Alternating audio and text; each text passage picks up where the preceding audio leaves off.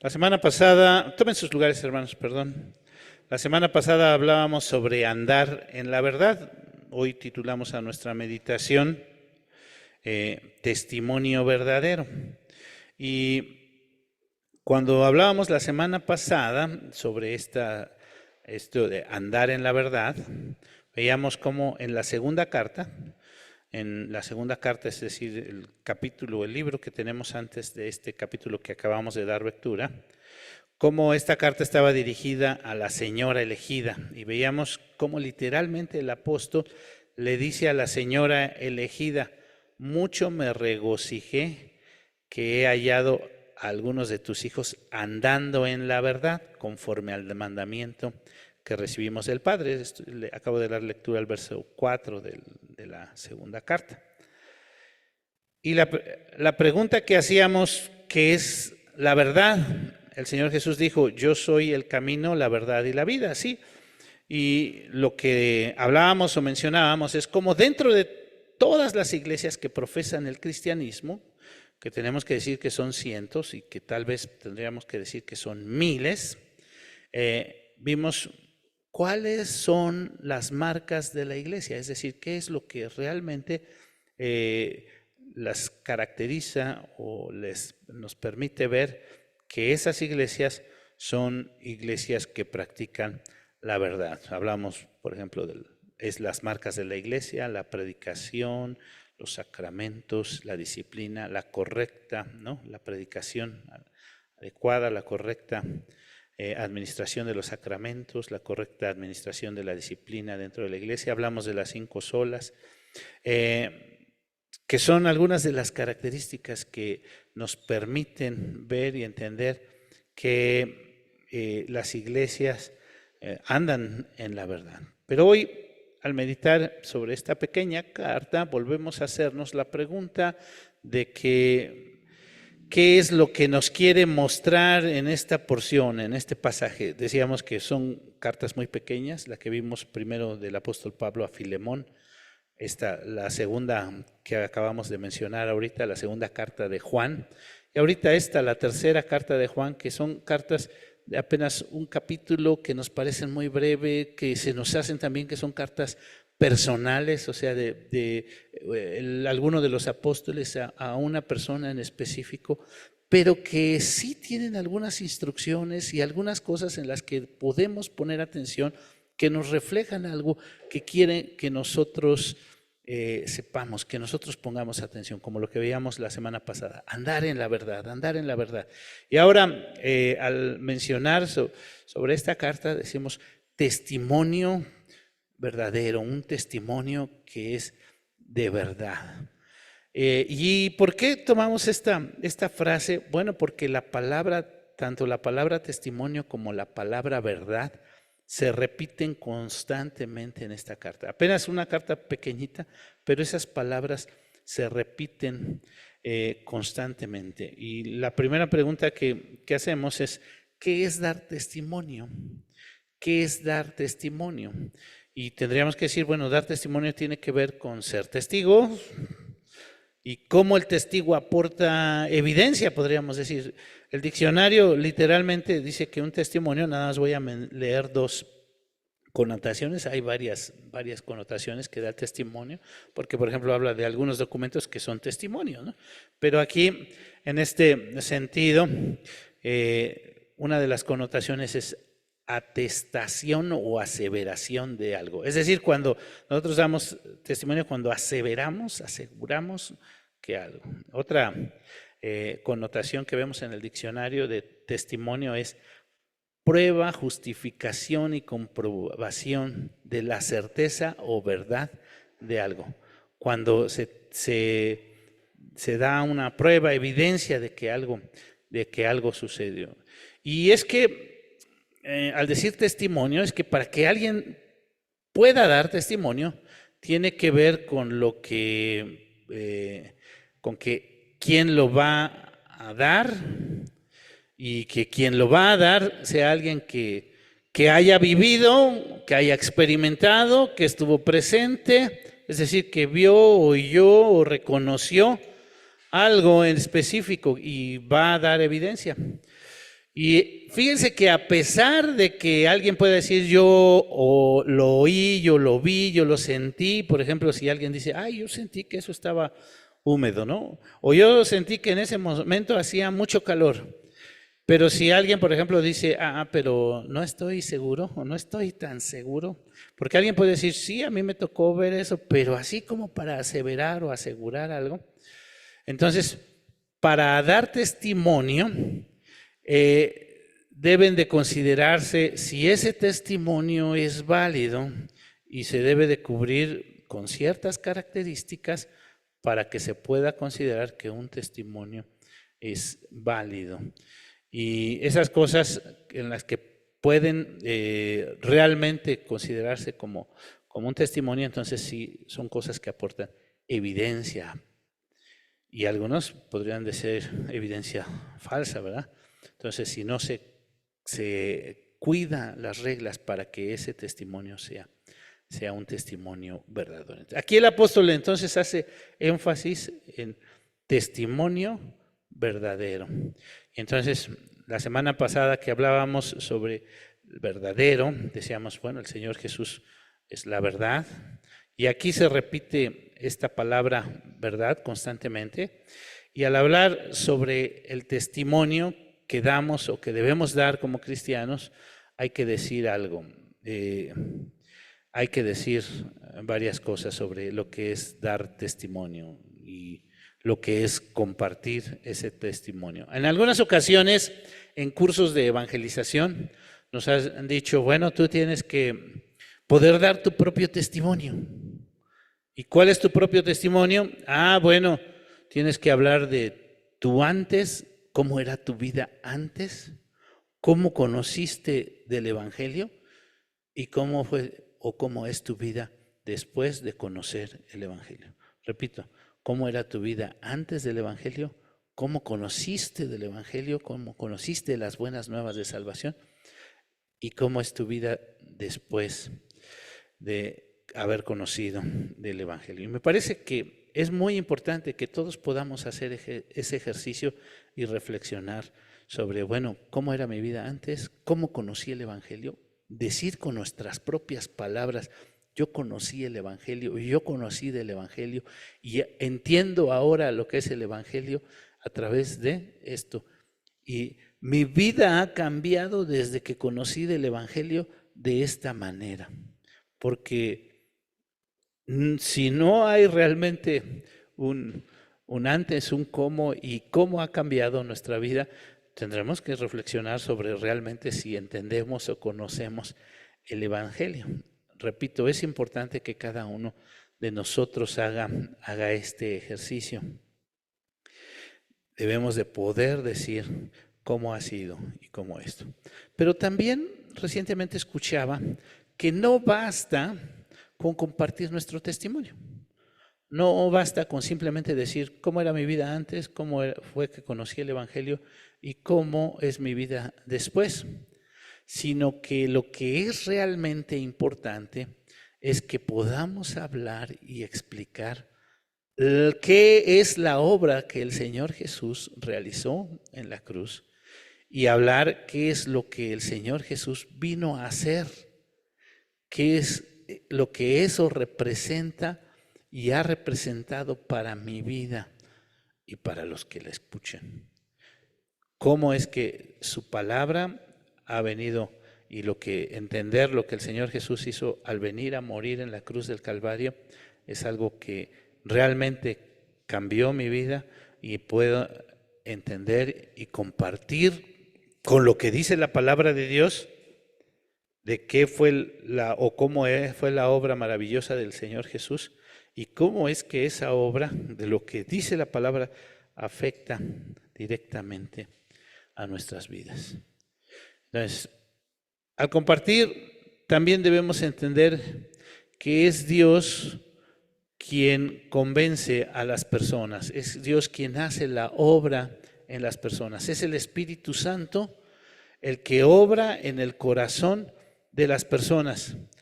Nosotros sí debemos esforzarnos por compartirle a las personas y por convencerlas, pero debemos de entender que el que hace realmente la obra y el que convence realmente los corazones es el Espíritu Santo, es el que hace la obra completamente de la salvación. Bueno, aquí también es importante puntualizar algunas cosas que pensamos que es dar testimonio, pero que en realidad no lo es. Repito, hay algunas cosas que a lo mejor nosotros pensamos que eso es dar testimonio, pero en realidad no lo es. Por ejemplo, muchos piensan que hacer o estar cumpliendo con algunas cosas, algunas tareas o algunos deberes, eso es dar testimonio. Lo voy a decir de esta manera. Algunos piensan que portarse bien y tratar una vida de santidad, eso es dar testimonio. Y entonces tenemos que decir que no, eso no es dar testimonio. Ese es nuestro deber como cristianos. Nosotros como cristianos tenemos un deber de buscar agradar a Dios en obediencia, cumpliendo con nuestras responsabilidades, haciendo lo que Él nos pide. Y no solo es un deber, sino es un privilegio. Ese deseo, ese anhelo que debemos de tener por agradar a Dios, por hacer lo que Él nos pide que hagamos, vivir en santidad. Entonces, recalcamos, simplemente portarse bien no es testimonio. Algunos dicen, yo no me meto con nadie, yo pues trato de mi forma de ser, soy honesto, no soy conflictivo y pues así doy buen testimonio. Y piensan que de esa manera pues ya están compartiendo el evangelio o ya están cumpliendo con su responsabilidad. Pero repito, eso es nuestro deber de cómo debemos actuar como cristianos y es algo que también debemos de considerar como un privilegio, algo que nos ayuda a nosotros mismos. Algunos y la mayoría piensan que así, o los que piensan de esa manera, pues tratan o les cuesta trabajo dejar algunas cosas, algunas prácticas y tal vez dicen, bueno, yo mejor no digo que y comparto de mi fe porque pues yo no me vayan a ver que estoy haciendo esto y como les cuesta trabajo dejar esas prácticas, no quieren compartir abiertamente su fe. Bueno, regresamos a nuestra carta. ¿Cuál es el propósito de nuestra carta y qué es lo que el apóstol Juan hace como invitación a Gayo? Porque ya vieron que ¿a quién va dirigida la carta? A alguien que se llama Gayo, ¿verdad? ¿Y a quién va dirigida esta carta? Bueno, el propósito de esta carta es animar a Gayo, que es un fiel siervo del Señor, fíjense, o sea, él es alguien que conoce la doctrina, sabe la doctrina y vive conforme a la doctrina. Por lo menos eso vemos en la salutación, en los primeros 4 versículos, habla de Gayo. Lo voy a leer si lo tienen ahí a la mano y me gustaría puntualizar algunas cosas. Dice, el anciano, ya vimos que Juan se refiere a él mismo como el anciano, así lo hizo en la carta anterior y aquí también. A Gayo, el amado, a quien amo en verdad. Amado, yo deseo que tú seas prosperado en todas las cosas y que tengas salud, así como prospera tu alma.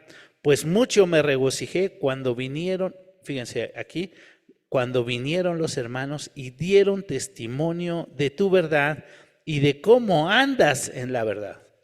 Aquí me quiero detener. Esto quiere decir que Gayo era alguien fiel, que andaba en la verdad, es decir, actuaba y conocía la doctrina, podríamos decir, en este sentido, andaba y daba evidencias de eso. Cuando dice de tu verdad, tiene que ver cómo expresaba él su fe en Cristo. Cómo Gayo era alguien que expresaba su fe en Cristo. Y dice, andas en la verdad. O sea, su doctrina era firme, era constante. Eso es algo que le alegra al apóstol saber, dice, que sus hijos andan en la verdad. Así como expresó la señora, amada, en elegida, en el capítulo anterior, en la carta anterior, que sus hijos andaban en la verdad. Aquí dice, me da mucho gusto saber que tú andas en la verdad. Y me da gusto saber que mis hijos, ahí se refiere a Gayo como su hijo espiritual, ¿no? Y es que oímos que algunos conocen del Evangelio, pero después se desvían, ¿verdad? Algunos los vemos un tiempo en la iglesia, los vemos un tiempo que pues parece que ya conocen de la fe, ya han entendido en qué consiste la fe, como que ya saben lo que deben de saber, ya tomaron incluso algunos cursos de doctrina, pero después se desvían.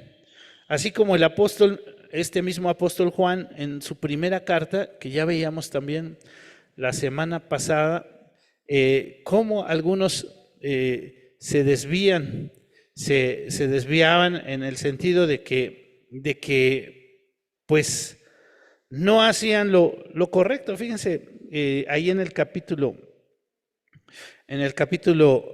2 de la primera carta, cómo habla de algunos, a partir del versículo 14, pero leo hasta el 19, que dice, salieron de nosotros, pero no eran de nosotros, porque si hubiesen sido de nosotros, habrían permanecido con nosotros, pero salieron para que se manifestase que no todos son de nosotros, pero vosotros tenéis la unción del Santo. Hay algunos que llegan a la iglesia, que oyen el Evangelio, que aparentemente conocen y entienden, y esos que llegan a la iglesia y que aparentemente conocen y entienden y después se van, son todo un tema, ¿verdad? O sea, pues si yo lo veía al hermano que era una persona fiel y constante. Pero este texto nos enseña realmente lo que pasa con muchas personas que se alejan de la iglesia. Lo que dice es que nunca fueron de nosotros. Sin embargo, nuestro deber como creyentes, para algunos, probablemente no para todos, pero para algunos es seguirles compartiendo sobre el mensaje de salvación. Entre tanto hay vida, hay oportunidad de arrepentimiento y hay oportunidad para que se entienda el mensaje de la salvación. Pero la carta tiene algo interesante, porque ahora también el apóstol presenta cómo podemos ejercitar, aquí podríamos, los dones. Y los dones, aquellos que andan en la verdad. Fíjense cómo dice. Dice, siga fiel sirviendo al Señor. ¿Cómo? A través del servicio. Aquí el apóstol habla a Gayo sobre dos cosas, el servicio y la hospitalidad. El servicio y la hospitalidad son palabras que también se encuentran aquí en esta carta y que el apóstol anima a Gayo para que los considere y sea algo constante en eso. ¿Por qué quiero hacer mención de eso? No es el único pasaje donde se menciona, y el apóstol Pablo habla del servicio como un don espiritual. Algunas personas dicen, ay, me gustaría tener los dones espirituales. Bueno, el servicio es uno de los dones espirituales y la hospitalidad también es uno de los dones. Fíjense, en Romanos capítulo 12, si tienen su Biblia, a partir del capítulo 6, hablábamos este pasaje recientemente, dice, de manera que teniendo diferentes dones, aquí está hablando de los dones, Romanos 12, según la gracia que nos es dada, si de profecía, es el don de la profecía, ¿no? Úsese conforme a la medida de la fe. Fíjense ahora el versículo 7, o si de servicio en servir, el don de servicio es un don, sí, y no todos los tienen. A algunos les cuesta mucho trabajo servir. Algunos piensan que han llegado a la iglesia para que les sirvan. Y si yo sirvo, no, yo tengo que tener algún provecho no. Pero el servicio es un don que Un don, fíjense, del Espíritu Santo que Dios da. El que enseña en la enseñanza, el que exhorta en la exhortación, el que reparte, repartir es un don con liberalidad, el que preside con solicitud, el que hace misericordia con alegría. ¿Dónde habla de la hospitalidad? En ese capítulo 12 de los Romanos, versículo 13, compartiendo para las necesidades de los santos, practicando la hospitalidad. Los dones del servicio y la hospitalidad. Aquí me parece importante resaltar la relación que hay entre oír y hacer. Fíjense cómo el apóstol Juan, aquí a Gayo, le está hablando, tú andas en la verdad, tú conoces la doctrina, tú sabes, tú escuchas y lo expresas, pero no solo lo expresas en una forma de saber la doctrina, sino lo expresas a través de tus actos, con servicio y hospitalidad. Entonces hay una relación muy estrecha en el verdadero cristiano entre lo que oye, lo que entiende, su doctrina y lo que hace.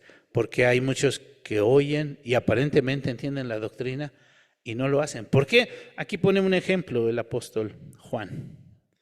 Porque dice que Gayo escucha y hace y ejerce sus dones para edificación de la iglesia. Pero el ejemplo que pone aquí es a Diótrefes en el versículo 9. ¿Quién es Diótrefes? Fíjense, ahí dice, yo he escrito a la iglesia, pero Diótrefes, el cual le gusta, ¿qué? Tener el primer lugar entre ellos. Fíjense esta parte, cuando es una persona, porque está hablando de alguien, este personaje Diótrefes, es alguien que está dentro de la iglesia. Es interesante esto. Que aparentemente está ejerciendo un cargo dentro de la iglesia, porque algunos le hacen caso, por lo que podemos entender. Y además, no solo le hacen caso, tiene cierta autoridad, porque algunos les dicen, no hagas esto, y no lo hacen. Y lo que está diciendo aquí el apóstol Juan a Gayo es que, bueno, tú conoces la verdad y estás actuando conforme a la verdad. Porque hay algunos que pueden estar dentro de la iglesia, pero les gusta tener el primer lugar. Y de eso no se trata la iglesia, ¿verdad? Y eso es lo que está aquí advirtiendo. Dice, les gusta tener el primer lugar entre ellos. No nos recibe. No está listo para atender y servir a los siervos de Dios. Está hablando de los que conocen el Evangelio, de los que comparten el Evangelio. Por esta causa, si yo fuere, recordaré las obras que hace. Y fíjense, dice, parloteando con palabras malignas contra nosotros. Eso de estar parloteando palabras malignas no nos recibe. A los que quiere recibirlos les prohíbe y los expulsa de la iglesia. Es que es alguien que no ha entendido ni el propósito del Evangelio, ni la razón de ser y el trabajo de la iglesia. Aquí yo preguntaría, ¿será que hay Diótrefes todavía dentro de la iglesia? Pregunto nuevamente, ¿será que habrá Diótrefes? Yo creo que aquí el apóstol está dando algunas características muy interesantes para poder distinguir a los Diótrefes. Porque está diciendo, bueno, hay personas que buscan ser el primero, les gusta tener el primer lugar. La iglesia no es un lugar de competencia, la iglesia no es un lugar donde venimos a tratar de sobresalir en nuestros cargos. La iglesia es un lugar de servicio. De servicio.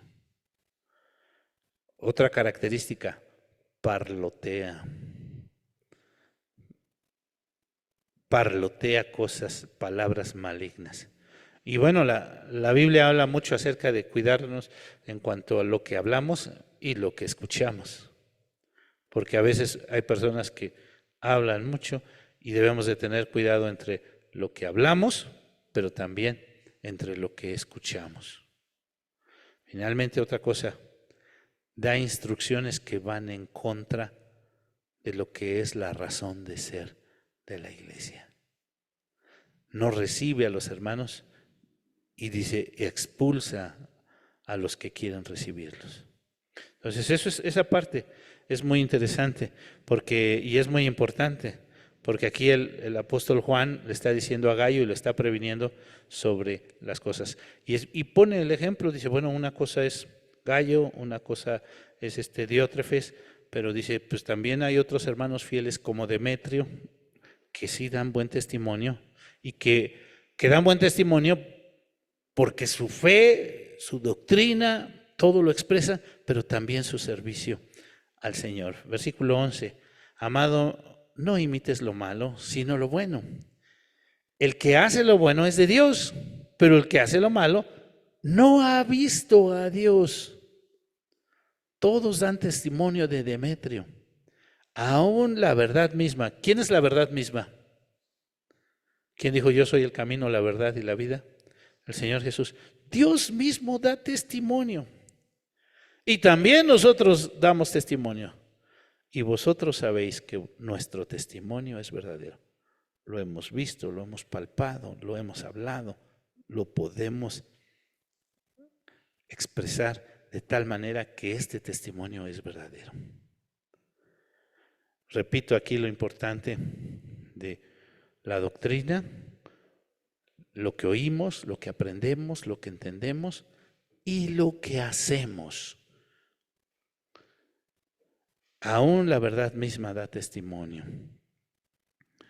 La carta nos anima a guardar la doctrina. Sí, como la carta que veíamos la semana pasada, la segunda carta de Juan. Nos anima a guardar la doctrina, pero también nos anima a estar activos, a servir a la iglesia, siempre para la gloria de Dios, siempre para edificación de la iglesia. La invitación es que guardemos la doctrina, aprendamos, estemos atentos a la doctrina, pero que actuemos, sirvamos, hagamos. No se trata solamente de saber doctrina, sino de hacer. Y Gayo, como lo expresa el apóstol Juan, era una persona que oía y hacía, un creyente fiel. Dios nos permita en nuestros tiempos andar en la verdad y dar testimonio, actuar en la verdad. Vamos a orar. Señor, te damos muchas gracias por tu palabra, porque a través de ella tú nos hablas. Permítenos, Señor, entender las cosas que tú quieres y que entendamos y actuar conforme a las cosas que tú quieres que actuemos. Señor, nos postramos delante de ti. Perdónanos si fallamos y te suplicamos tu gracia, tu bondad en todo momento. Bendice a tu iglesia, guárdala, sosténla, para que todo tiempo andemos en la verdad y te sirvamos y te honremos. Pues te lo pedimos en el precioso nombre de Cristo Jesús, nuestro Señor, nuestro Salvador. Amén.